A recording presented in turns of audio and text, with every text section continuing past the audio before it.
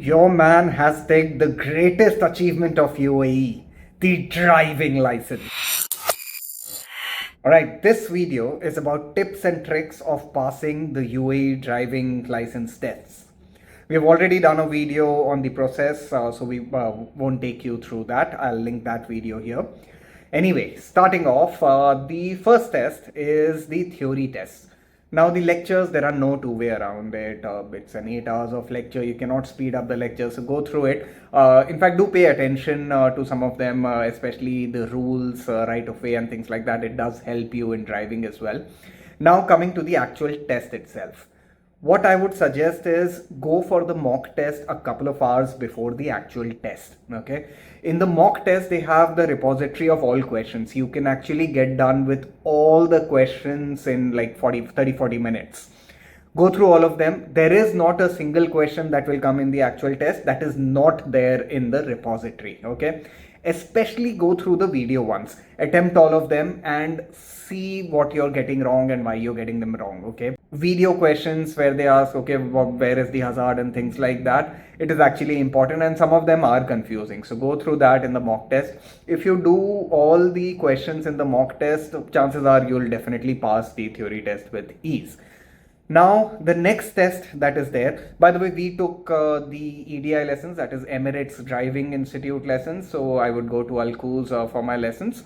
Any 2 hour lessons, they'll come pick me up and drop me as well. Any 1 hour lessons, you'll have to go there. Now, the first test is the internal exam, internal assessment test.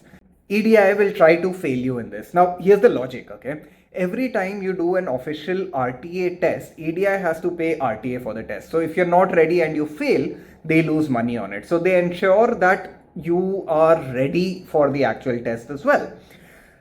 In the internal test, they'll check everything. They'll check your lane change, how confident you are, and there would be minor and major mistakes. Why I say they will try to fail you, I'll give you an example. For me, whenever I would go for my lessons, never had a scenario come in where I would get like an empty road, right? So whenever I'm changing lanes, it's generally at slower speeds. Now during my test, it was on a Sunday, I think, the instructor asked me to change lanes, and the moment she said change lanes, change lane, okay? And I didn't realize that I was changing lane at a pedestrian crossing, okay? And she pointed that out, and I got a little nervous and I did the same mistake again. So I obviously flunked that exam. I would suggest booking the next attempt, if in case you fail, booking the next attempt at the same time slot. I built a rapport with the instructor as well. She told me where I'm going wrong and what all she wanted me to improve at.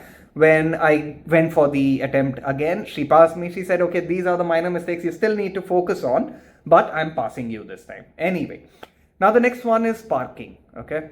Parking, when you go for the classes itself, they'll tell you how to exactly adjust your mirror, what point in the Arabic letters should your front door handle be at. It is actually very important, very helpful, because when you're parking, you don't always see the line, so you have to depend on your mirrors a lot.